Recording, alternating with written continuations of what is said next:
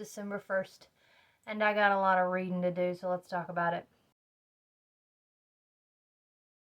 Okay, so I spent the better part of today, December 1st, updating my Goodreads and my story graph.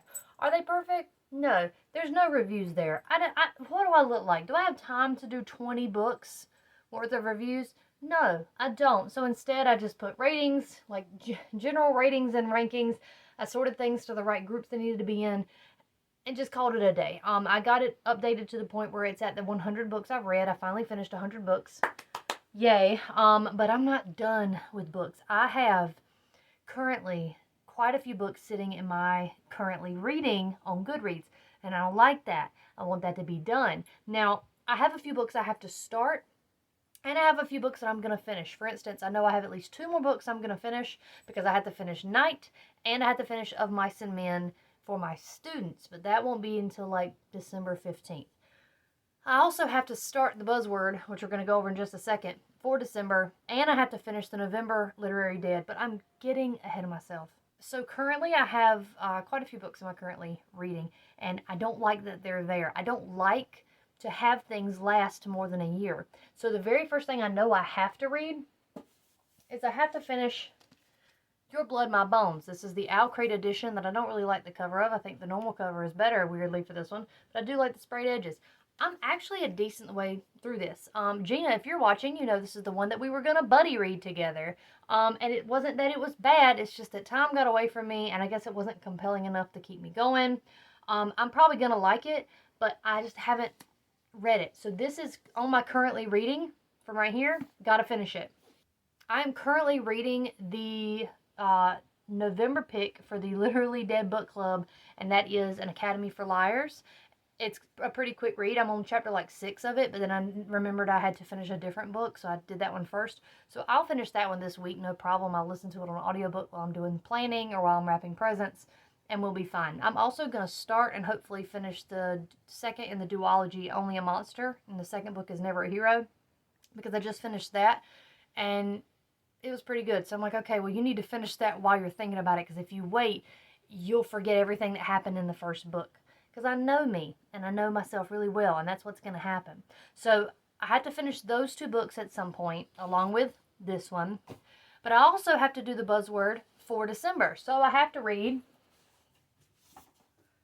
Winterwood, because it's like seasonal words or winter words. I can't remember what it is, but I know winter is the reason I'm reading this. This is also the Owl Crate edition. I'm trying to read through my Owl Crates, you know, in case I want to get rid of them or something.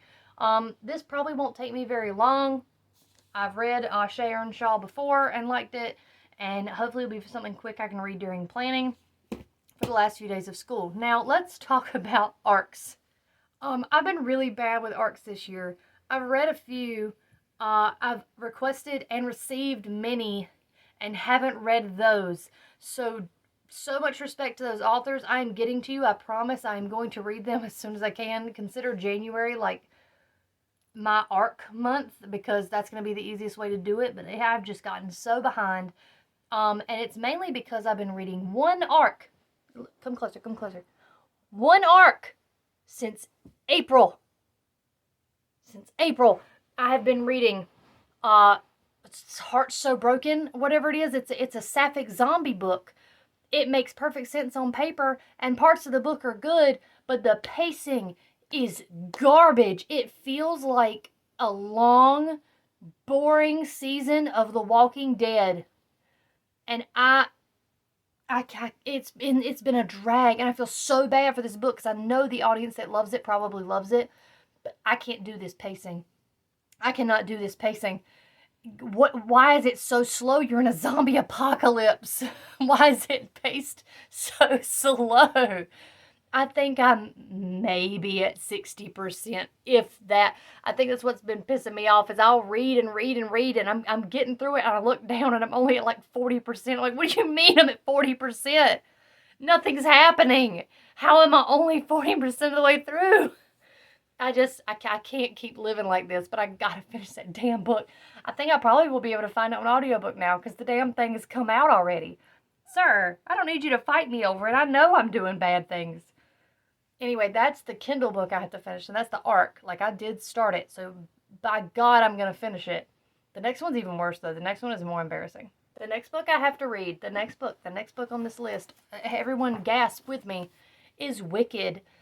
I started Wicked for my classroom read, where we read for about 10 minutes, 15 minutes a day, and I got that far. They aren't even out of shiz yet. For those of you who have read, and I've read, I love this book. This is one of my favorite books. This is a book I got literally so I could annotate it and mark it up and make notes in this notebook for my students. That way they would also be able to read. And if you want to see something truly embarrassing, I've been keeping a reading log for this book. Let's all have a joke here. The last time I picked this book up was the week of March 4th and March 8th. My favorite book, y'all. My favorite book. Now, to my credit, it got crazy after that, and we were reading In Cold Blood, and spring break happened, and life has been weird, and I just never picked it back up because I was like, okay, well, if I pick it up, I've got to make notes in it, and I want to make sure I'm doing good notes. I need to just chill out and read it. I just need to lock in and read this book. Because I love this book. This is one of my favorite books. This is where I give you the PSA that if you went and saw the amazing movie based on the amazing musical and you thought, I'm going to read the novelization of that musical, no, you're not. This is a clusterfuck of religious trauma and socio-political stuff, and it is very gay. But it's probably not going to be happy in the way you want it to be happy. So you need to read it with that expectation, okay? And I love this book. I love this book. You got to be a big girl about it. I'm tired of seeing emotionally stunted people start this book, get 3 pages in, and freak out that the mom is a slut. You know that in the musical. If you do not allow the mother to be a slut 3 pages in, then you are robbing yourself of a throuple later on. You are robbing yourself of the gay son of the Wicked Witch of the West. You are robbing yourself of a trans icon, Ozma, in the 4th book. And until you read this book with the respect it deserves, don't even read it. She says to herself because she hasn't finished it. Hi, let me just center myself again. That should be all that's left on my list because that tackles all of my readathons and all of my school books. So realistically, what is left to read is Heart So Broken on Kindle. I've got to finish reading Of Mice and Men and Night for school, for teaching. I've got to reread Wicked. I've got to finish Winterwood. And I've got to finish Your Blood, My Bones. What we are not going to speak about is the fact that this will be the 2nd year in a row that I have not finished And I Darken by Kirsten White. Will I finish that by December?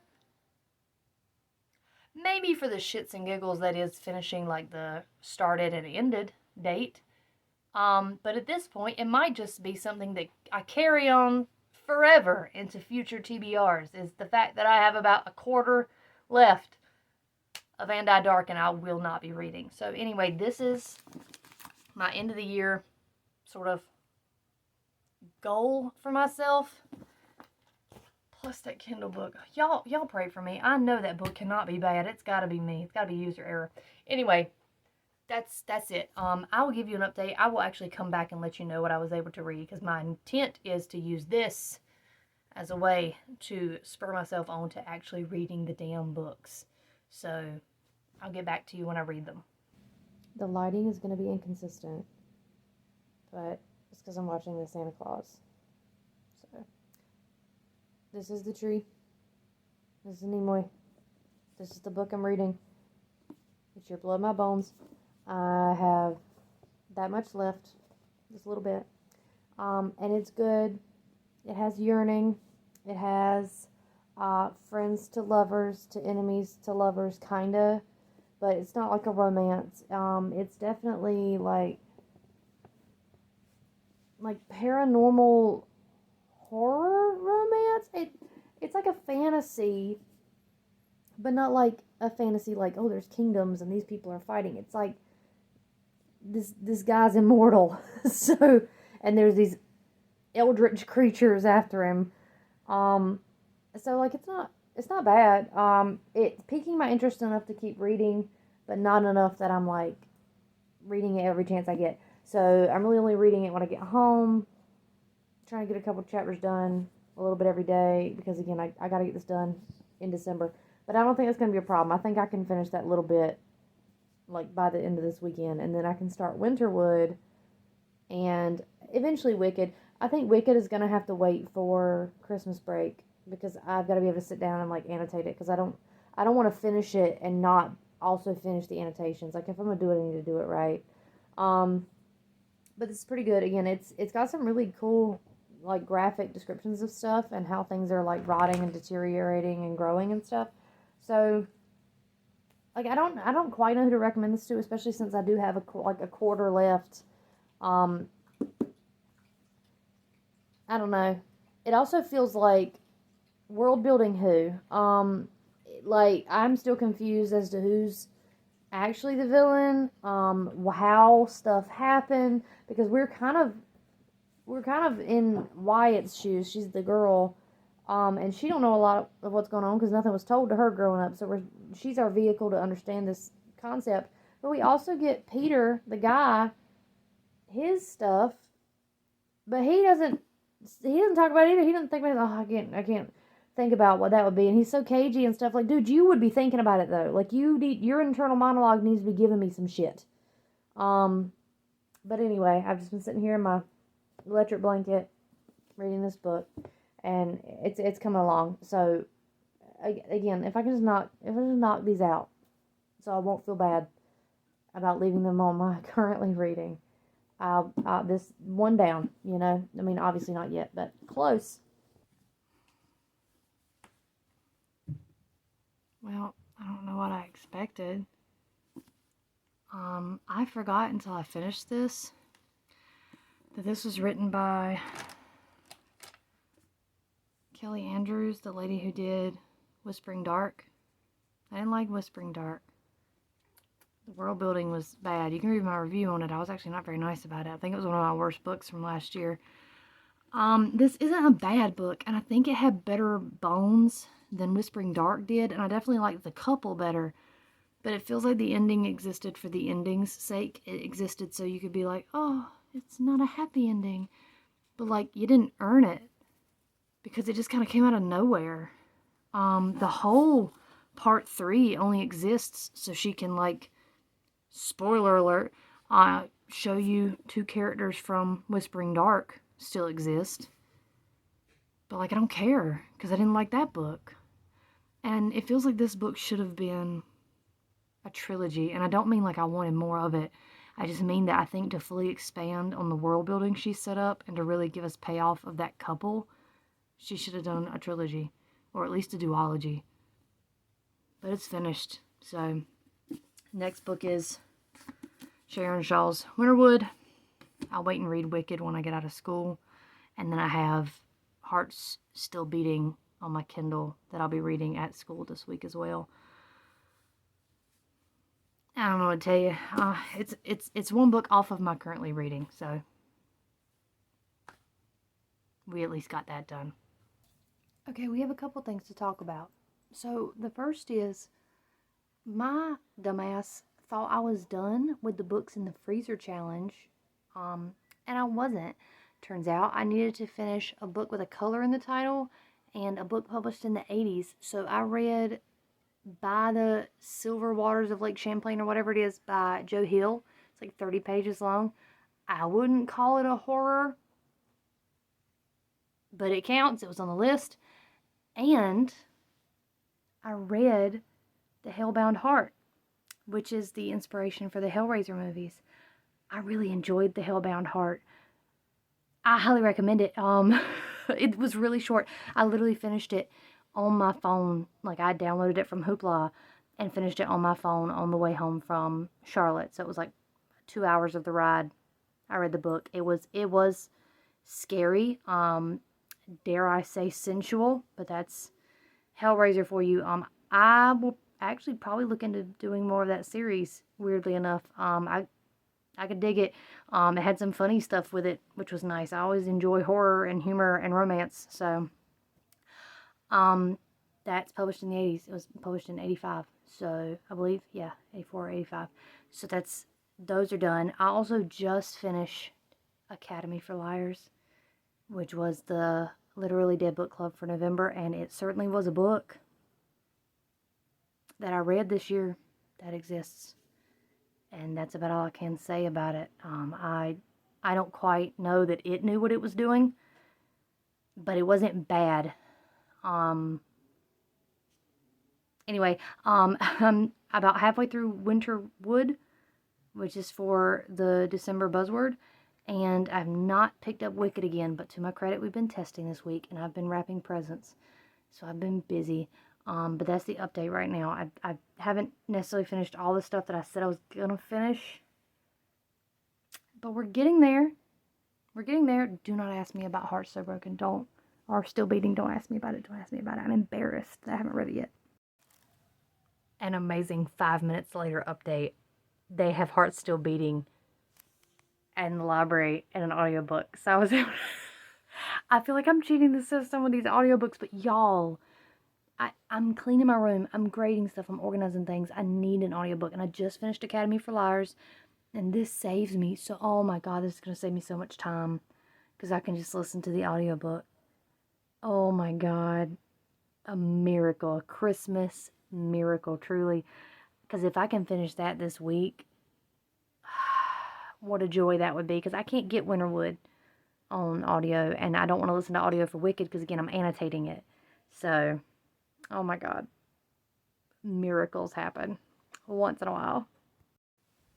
I forgot to film something for Heart Still Beating, which is appropriate because I kept forgetting the book itself. It's fine. It's fine. It plods in a way that a zombie book should not do that. It has the most yearning couple of lesbians I've ever read. That doesn't actually come to fruition until the very end. And it has a holy Jesus Deus Ex Machina type thing at the very end that, like, in retrospect, I should have seen coming, but also is a little frustrating. So it was fine. Some kid's gonna love it. Some teenager's gonna pick that up and she's gonna love it. But much in the same way that I didn't really get Wilder Girls, I don't think I got this one the way I needed to. So I think I'll just skip that one. Yeah. It did not do for me what I originally set out for it to do when I requested it, which was to find maybe a sapphic version of Lisa Frankenstein.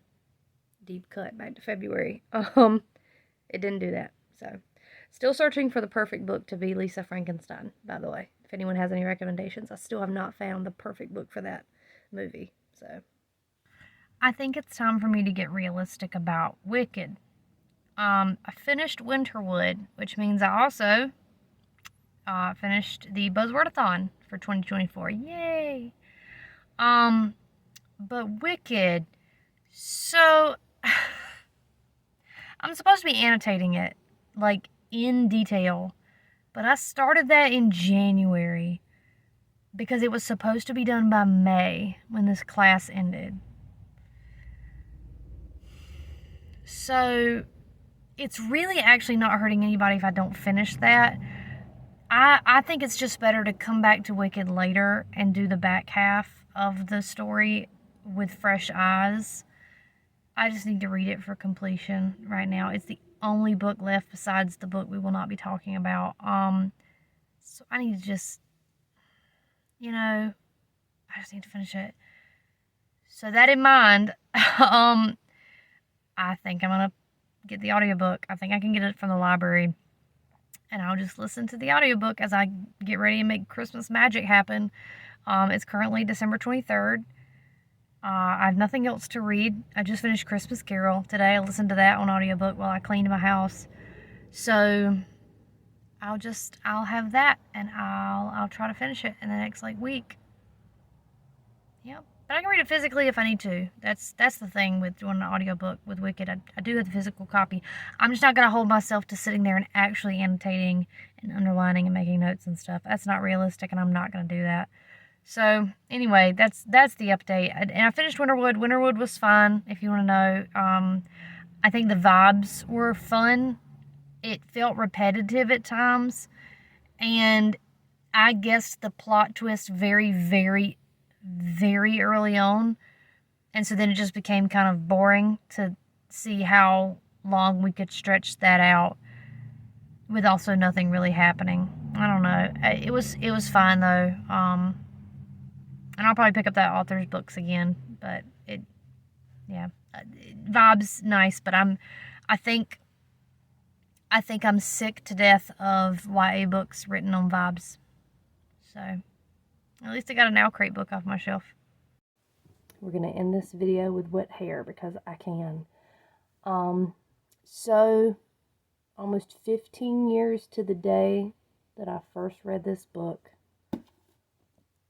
I finished Wicked. Obviously I'm going to go back and finish annotating because you can tell where I stopped. And I marked some pages because I found quotes that I like. See if I can figure out the quote on this one. Oh gosh. Yeah. So if you've not read Wicked, I don't know how to, okay, I have to preface this, okay. Because there was a lot of discourse when the movie came out of the musical. I love the musical, I really do. But I love this book too. And people were reading it and picking it up because there's that fun cover with the movie stuff on it.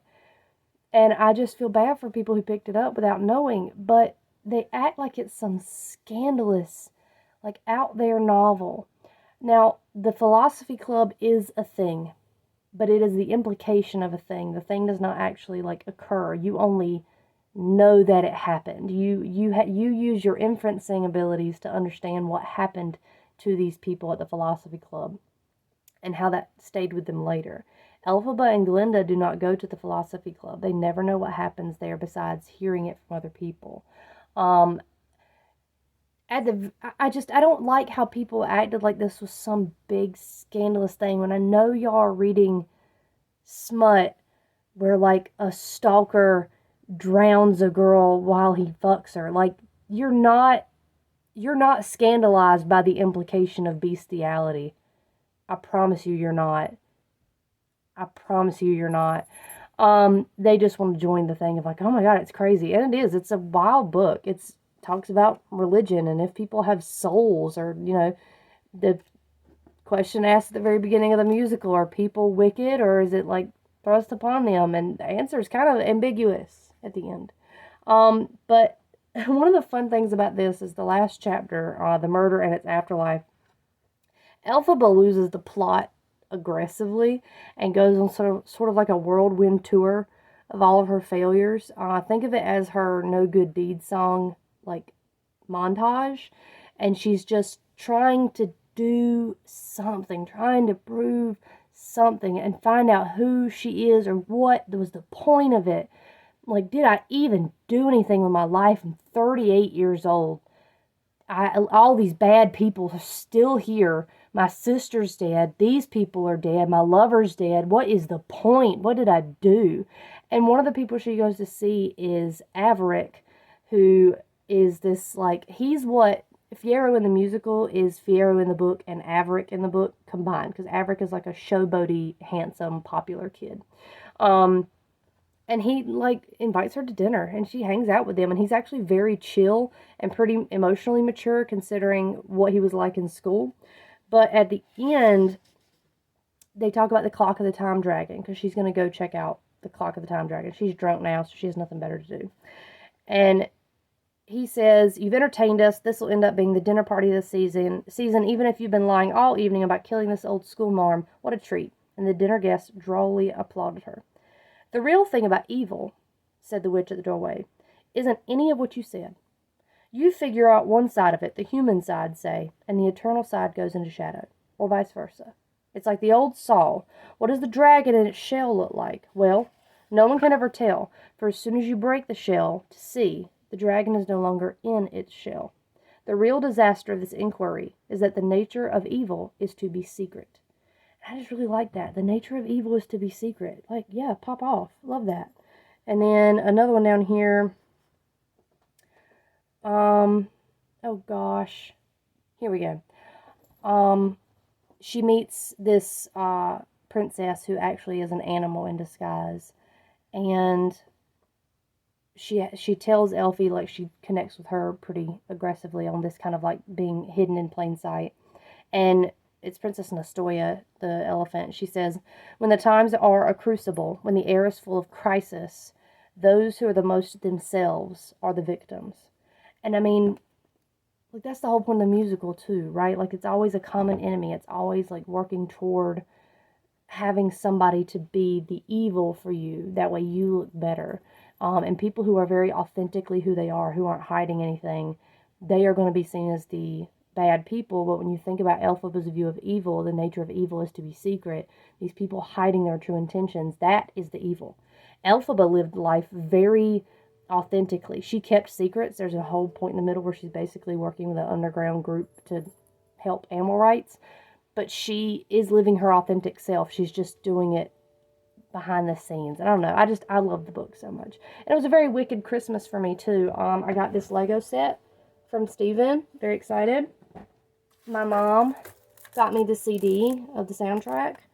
And Steven also got me the nice Target exclusive of the soundtrack on record, which has it's green and pink. The records are both green and pink. So it's a very wicked Christmas. It's fitting that this is the last book that I'm reading for this year. I'm not starting anything new until January 1st. I don't have time to read it, and so I don't want to start anything and not have time.